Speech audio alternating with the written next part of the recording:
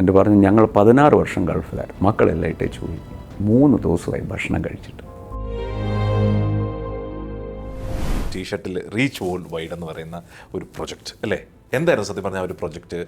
Reach world wide, ലോകം full സഞ്ചരിച്ചു, എന്നിട്ട് വീണ്ടും റീച്ച് വേൾഡ് വൈഡ് എന്ന് പറയുന്നത് എന്താണ്? റീച്ച് എന്ന് പറയുന്നത് it is A independent organisation. നമുക്ക് എന്തെങ്കിലും നന്മ ചെയ്യണമെന്ന് വിചാരിച്ച് ചെയ്യുന്നതല്ല.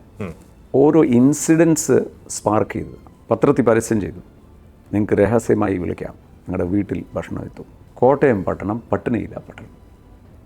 അങ്ങനെ എല്ലാ ദിവസവും ആര് വന്നാലും വിശക്കുന്നവർക്ക് ആഹാരം, ഒരു പിടി അരി, ഒരുപാട് ജീവൻ.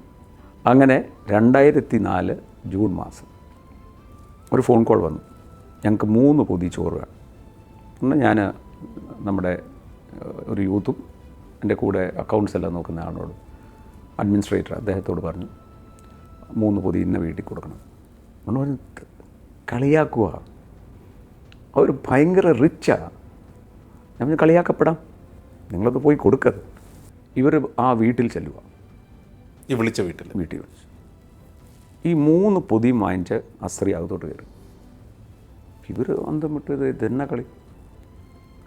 കുറച്ച് നേരം കഴിഞ്ഞപ്പോൾ ഭാര്യയും ഭർത്താവും കൊണ്ട് ഇറങ്ങി വന്നു. എൻ്റെ പറഞ്ഞു ഞങ്ങൾ 16 വർഷം ഗൾഫിലായിരുന്നു, ആ പൈസ കൊണ്ടായി വീട് വെച്ചത്, മിച്ചം പൈസ വെച്ച് ബിസിനസ് ചെയ്തു, പൊളിഞ്ഞു പോയി, മക്കളെല്ലാം ഇട്ടേച്ചു പോയി, 3 ദിവസമായി ഭക്ഷണം കഴിച്ചിട്ട്. അപ്പം പുറമേ നമ്മൾ കാണുന്നതല്ല ലോകം.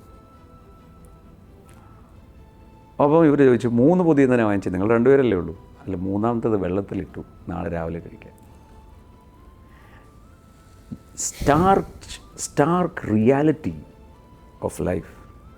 മറ്റേ വെളി കാണുന്ന മുഴുവൻ ഇറ്റ്സ് സൂപ്പർഫിഷ്യൽ. സോ ഞാൻ വിശ്വസിക്കുന്ന ഒരു കാര്യമുണ്ട്, കാണുന്ന മനുഷ്യനെ എനിക്ക് സ്നേഹിക്കാൻ പറ്റുന്നില്ലെങ്കിൽ ഈ കാണാത്ത ദൈവത്തെ എങ്ങനെ സ്നേഹിക്കും?